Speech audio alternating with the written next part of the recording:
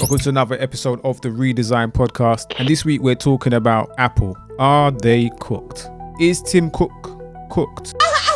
What one for Apple? What's happening to this company? Because this company used to be the most cutting edge, the most exciting technology company on the planet. Seems like the magic is being lost. We're going to be talking about that. We're going to be talking about Elon Musk and the backlash, the Tesla backlash. It's looking crazy out here. Also got some news on Instagram, the latest development with Instagram Reels potentially becoming a separate app from the main Instagram app. And yet again, another AI that is going to completely disrupt the future of work as we know it. And of course, we've got Scrolling Deep and the Soundbite Challenge. All of that coming up after the intro. Redesigned. Hey, what's happening? It's Andrew, aka the content producer, and this is Redesigned. This is the podcast where we talk about all things tech and digital culture. We're talking about digital transformation, where the technology is going to be taking us, how it's going to affect life, creativity, culture, all of that stuff. New episodes every Thursday on all the podcast audio platforms, and of course, right here on YouTube. Shout out to everyone who's locked in on YouTube. Subscribes have been going crazy the last couple of days. Big shout out to my brother Michael. Big shout out to Leon, Carl, Gavin, all the gang. Shout out to all the new subscribers that have been commenting, liking. Yeah, appreciate all you guys' support. And just going to try and create more content that aligns with the mission. So with that being said, let's dive into this week's podcast. Oh, by the way, before I do that, like I said, the answer to the Soundbite Challenge is on the following episode. So last week's Soundbite Challenge, what was it? So the correct answer was The Lady in My Life by Michael Jackson on the album Thriller. Because of copyright, I can't put that snippet here. But if you are watching on YouTube, you can scan the QR code and get the snippet just to add to the experience.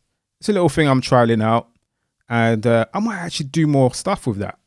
So watch out for the QR codes on screen. But yeah, let's get cracking with this week's news. All right, let's talk about something that could seriously shake up the future of work. If you haven't heard about it yet, Manus is a new AI system coming out of China, developed by Monica, and it's been described as a fully autonomous AI agent. And when I say autonomous, I don't just mean a chatbot that answers your questions like ChatGPT. I mean an entire AI that can do all of your tasks from start to finish without human input. Think about it. Right now, AI tools like ChatGPT or Google Gemini can generate text, summarize reports, or help you with your research, but they're still going to need you to place everything together. With Manus, on the other hand, it can take a goal such as planning a business trip, analyzing financial markets, or even organizing your entire work schedule and execute it independently on screen. You can actually see it doing its thing. This is next level automation. So what does that mean for jobs? Well, on one hand, it could be a game changer for productivity. Imagine an AI that handles your admin work, your research, your planning, freeing you up to focus on the big picture tasks. But on the flip side, it also raises serious concerns about job displacement. Roles in data entry, research, customer service, data analysts and stuff like that, or even some project management tasks could be impacted. That said, I don't think this is the end of human jobs. Far from it. It's great at following instructions and handling repetitive processes, but things like creativity, emotional intelligence, and critical thinking are still very much human domains. The challenge will be adapting, learning how to work alongside AI rather than against it. Now, as for when this is happening, Manus AI is expected to launch later this year, possibly around the end of the month, or between the end of the month and mid 2025. Now, when this thing drops, it's going to be a major moment in tech. Now, let's take a deeper look at the tool. Hi, I'm Pete from Manus AI. For the past year, we've been quietly building what we believe is the next evolution in AI. And today, we're launching an early preview of Manus, the first general AI agent.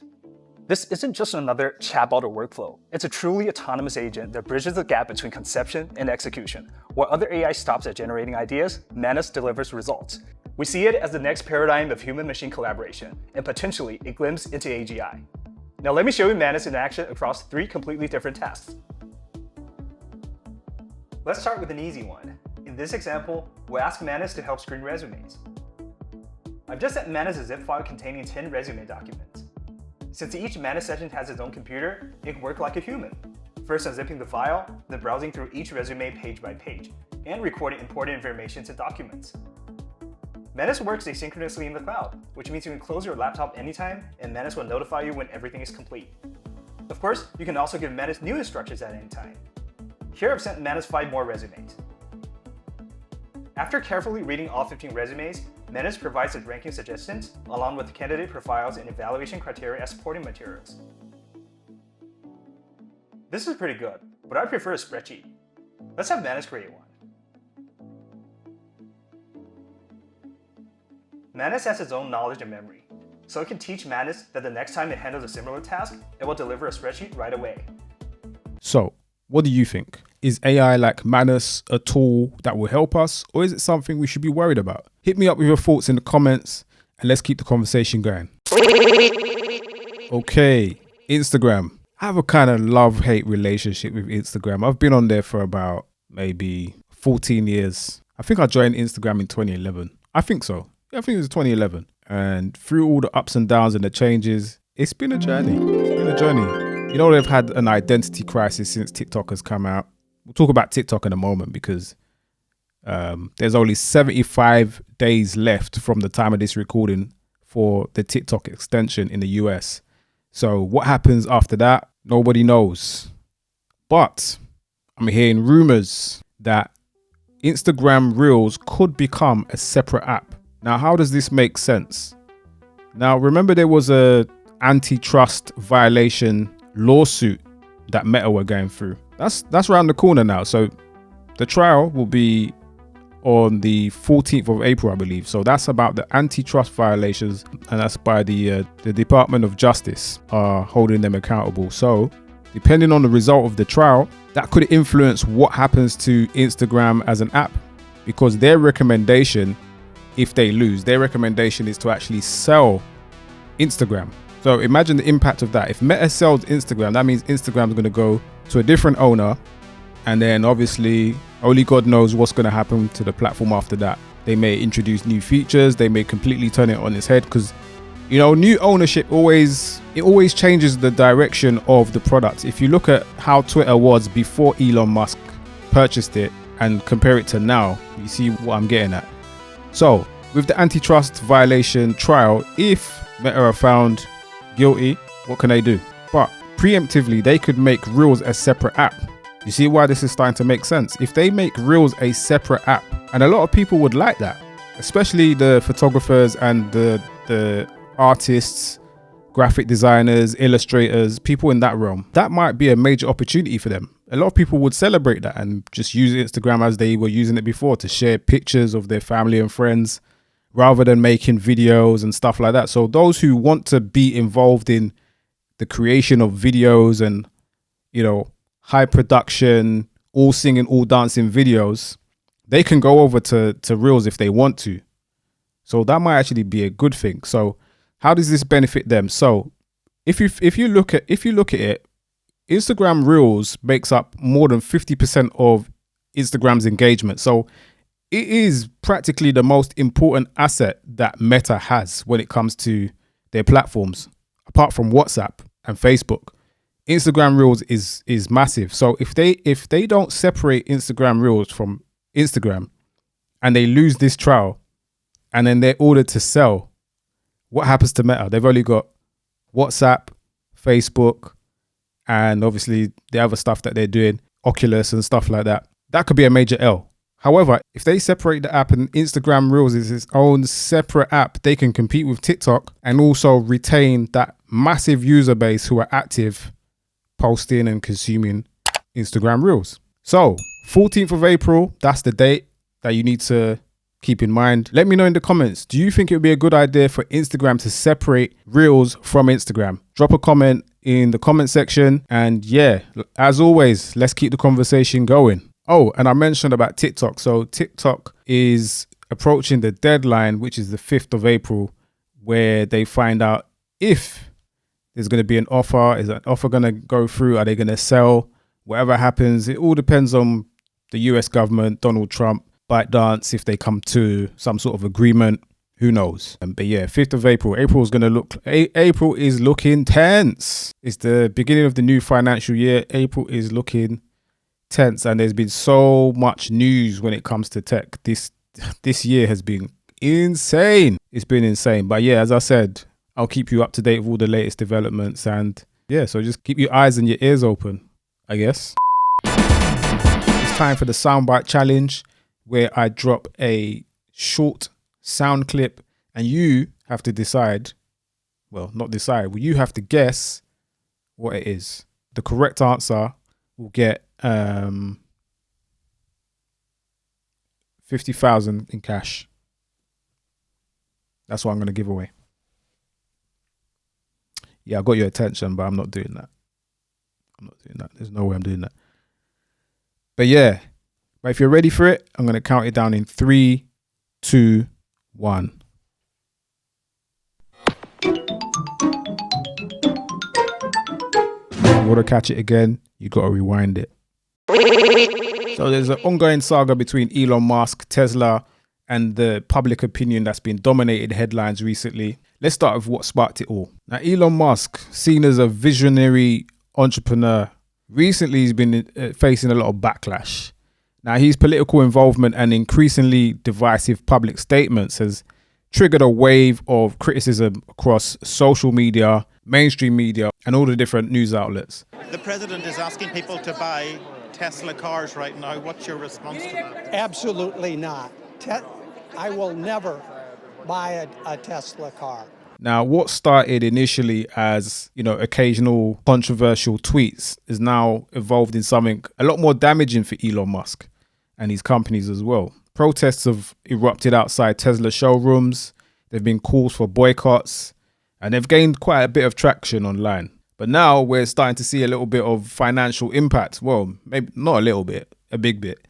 Financial impact is quite serious. Tesla stock has plummeted by over 50%. That's a massive decline for what was considered one of the most valuable companies in the world. Now, investors, both retail and institutional, have been selling their shares in mass. Financial analysts point to a dramatic erosion of public trust in the Tesla brand, which was once linked with progressive values and also environmental consciousness.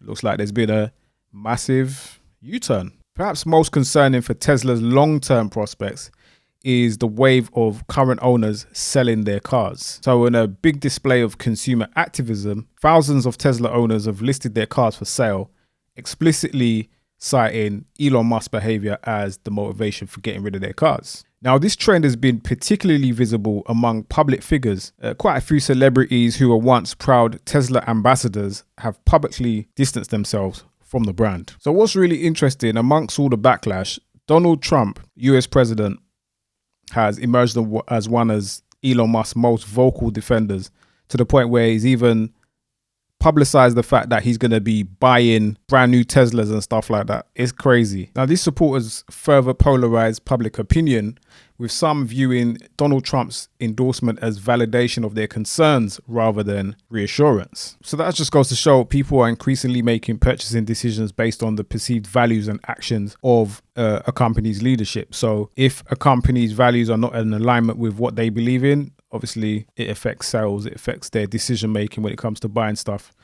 When you heard an American company, especially a company like this, supplies so many jobs that others are unable to do, when you do that, those people are going to go through a big problem when we catch them. And you get a lot of cameras up. We already know who some of them are. So the Tesla situation raises quite fascinating questions about the relationship between a company's brand and its leadership. So the question is, can Tesla's mission of accelerating the world's transition to green energy, sustainable energy, survive its association with increasingly controversial leadership, or should I say divisive leadership? For many of his supporters, the answer seems to be no. For others, the technology and environmental benefits still outweigh their concerns about his behavior. But what is certain is that we're witnessing a remarkable moment in corporate history, one where consumer activism is having a tangible impact on one of the world's most valuable companies. Because let's be real, that stock price drop was mad. I've never seen anything like that before. But yeah, let me know what your thoughts are. Do you have a Tesla? Do you know anyone who has a Tesla? Or anyone who wants to sell a Tesla because they think Elon's moving mad? Let me know. And would you go as far as selling your car because the leadership of that company is a bit of a madman? I don't know. Let me know what you think. Can you separate the product and the brand from the person who made it? Let me know. It brings to mind like situations like R. Kelly. He makes great music, but he's cancelled because of his crimes. And then you've got that division. Some people think it's okay to listen to his music. Some people think it's not. Where do you sit?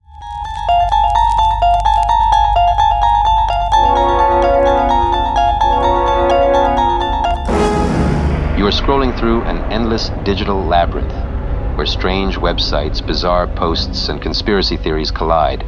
A place where cursed videos autoplay, deep dive subreddits unravel reality, and the comment sections of social media posts spiral into madness. The algorithm is pulling you deeper, but where does it lead? Is it addiction? Is it the truth? Or just another glitch in the system?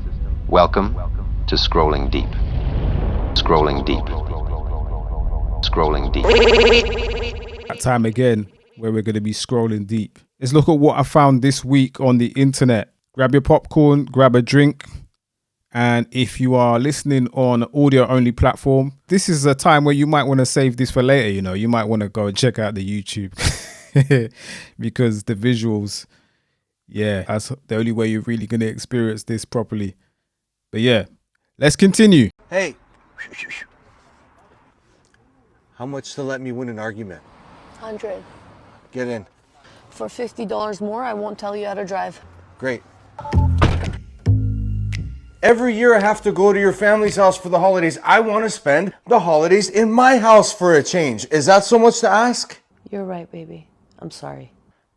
Wow, you're good. What's your Venmo? Hey, let's look at the comment section. Someone says, ask her how much for an apology where she admits she was wrong. This comment is crazy. Is this legal? Because I could have sworn telling a man he is right could get you jail time. Really? I wouldn't be able to earn much in this profession. Let's move on. New York is not a real place. Bro just pulled out 2 birds from his pocket, hit the remote on the love seat, and skirted. Pew.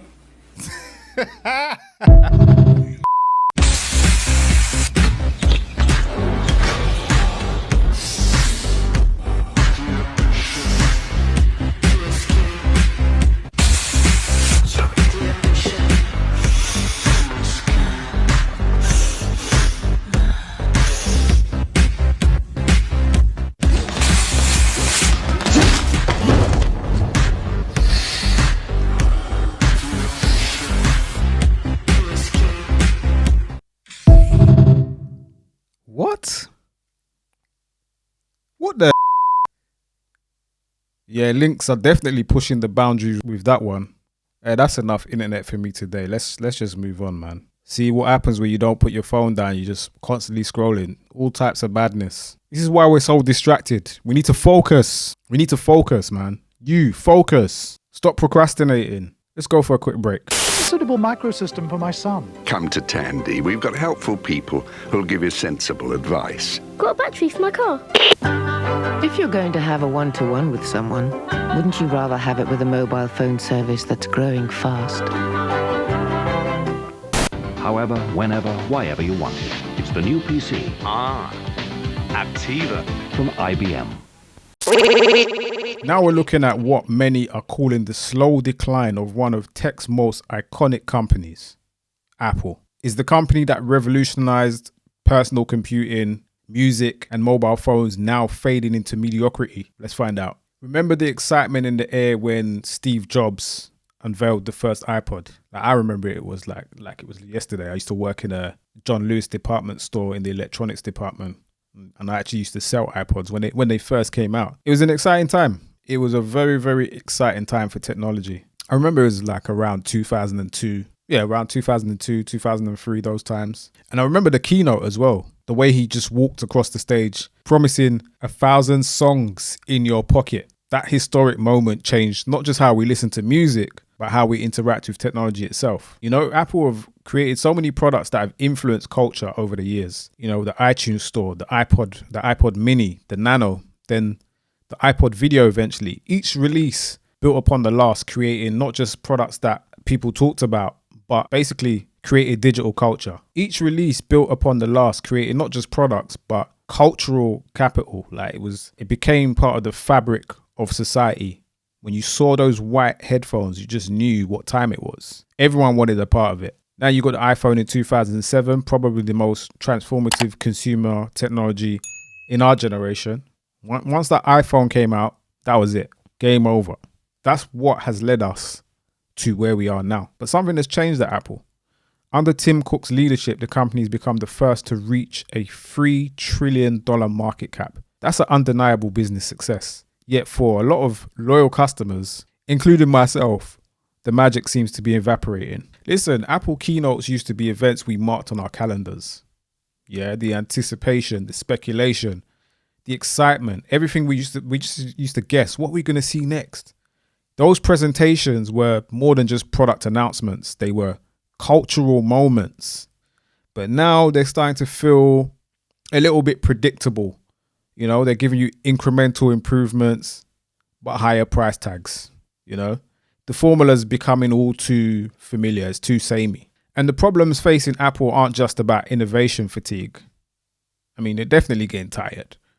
But the company that once famously stood up to the FBI over privacy concerns now appears to be compromising on one of its core principles. So recently, it's come to light that Apple have been strong-armed by the UK government into providing what's called a backdoor entry,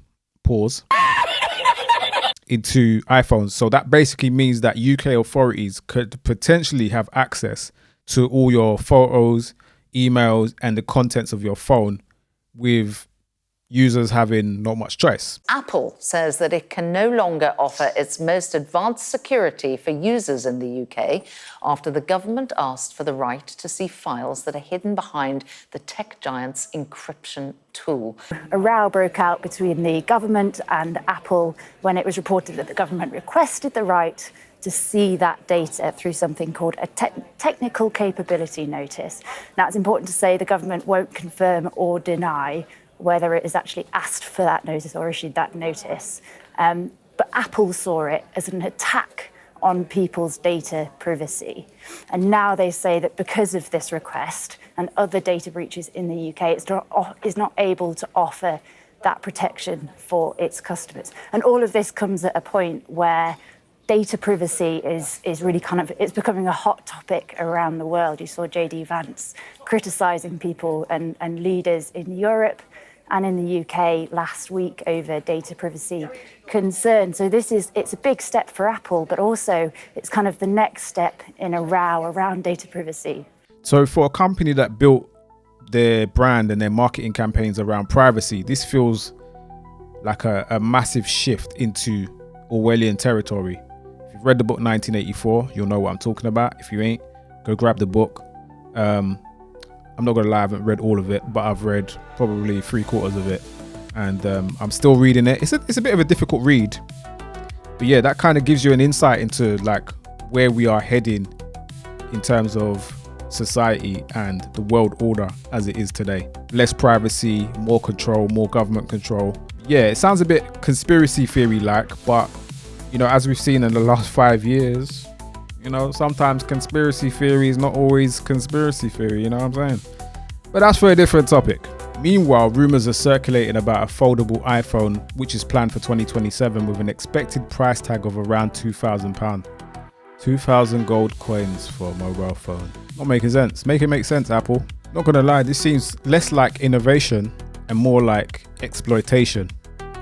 Basically squeezing every possible dollar from increasingly budget conscious consumers. Like, the economic climate doesn't help right now either. So Apple, man, you're not reading the room. I know you're a luxury. Is Apple even considered luxury? I don't know. But yeah, don't get me wrong, Apple's hardware, especially their computers, they're exceptional. Like, I'll always buy a MacBook Pro or iMac. Like, when it comes to PCs, personal computers and stuff like that, they're unmatched in many ways. But the question becomes, is their hardware enough in today's rapidly evolving tech landscape? Maybe not so much the computers, but specifically the smartphones. You know, when we're talking about phones, is the cost justified now when it comes to iPhones? I mean, I haven't upgraded since my iPhone 13 Pro, and I'm not looking to unless it don't work, you know? And recently, I'm not gonna lie, I've not had an iPhone, I've not had a phone other than iPhone. Yeah, I've been team iPhone since 2012. Yeah, that's how deep it is. I've been team iPhone for the past 13 years. And only now, like, I'm kind of eyeing up the new Samsung Galaxy S25 Ultra, which I'll talk about in a sec. Because sometimes, yeah, I mean, it's just, I don't know. I feel like the magic is gone from Apple. Is it just me? Because surely it can't just be me. Let me know what you think in the comments. If you're an Apple fan, if you're a lifelong Apple consumer, you like their products, you've always bought their products, what do you think of what's going on with the company? I would love to know. So when it comes to competition, the technological battleground has shifted. Artificial intelligence, augmented reality, virtual reality, these are the new frontiers. So Google, Gemini, and other AI advancements are already deeply integrated into the Android ecosystem, particularly in devices like the Samsung Galaxy Ultra, which I mentioned earlier. So that's why I'm looking at that. Meanwhile, there's been early reports suggesting that Apple Intelligence isn't meeting expectations. So for a company that prides itself on entering markets late but getting them right, this feels like a fumble. I feel like Apple have really fumbled AI. I mean, they didn't have to go into AI. I mean, they should, because obviously that's where the market is going. But things like, you know, adding all these little changes to the iPhone in terms of maybe it's 2 millimeters thinner or 1 millimeter thinner. It's got, you know, extra 100 pixels on the resolution. I don't think consumers really care about that. What about things like a longer battery life? Maybe it charges in 10 minutes. That would impress me. If you showed me a phone that would go from 0 to a full charge in 10 minutes, I would be impressed. You know, stuff like that. The innovation doesn't always have to be on the software, because most times, most people don't even use that stuff. But if only they would focus on more practical stuff. But hey, I don't know. What do I know? So like I was saying, I mean, consumers want practical improvement, faster charging, more storage. That'd be a good one. You know, the fundamentals. Instead, we're getting marginally thinner devices with higher price tags. And that's why the second-hand market for iPhones are mad right now. So where does Apple go from there? Like, the company stands at a critical crossroads, I think. They need to decide whether they want to reclaim their position as innovators or continue down the path of incremental updates, which I don't think is going to work well for them. I think they're definitely at a fork in the road. And as I mentioned before, this economic climate doesn't help either. With inflation affecting disposable income worldwide, people are increasingly worried about their pocketbook, their bank balance, and I don't know what's next for Apple, man. They need to reconnect with what made them special in the first place. You know, creating products that genuinely improve people's lives in meaningful ways, not just small iterative updates, you know. But then again, if we're being honest, they've had a great run. No company is going to be forever. Might just be the end of Apple as we know it. It's a major challenge. How does a $1 trillion company reinvent itself while maintaining its profitability? How does it balance shareholder expectations with the need to take risks and innovate and potentially disrupt its own successful product lines? How does that happen? If history has taught us anything, it's that no tech company remains on top forever. IBM, Microsoft, Nokia, they were all untouchable at one point, you know? So just one of those things. Just one of those things, man. But anyway, let me know what you think. Is Apple really cooked? Who knows? That's it for this week's episode. We'll be back next Thursday for another installment of Redesigned. Don't forget to like, comment, and subscribe. If you like the content so far, drop a like, hit the subscribe button, and also hit the bell so you get notifications. Hope you enjoyed the podcast. We'll be back next week for another installment. With that being said, stay curious, stay safe. Bye for now.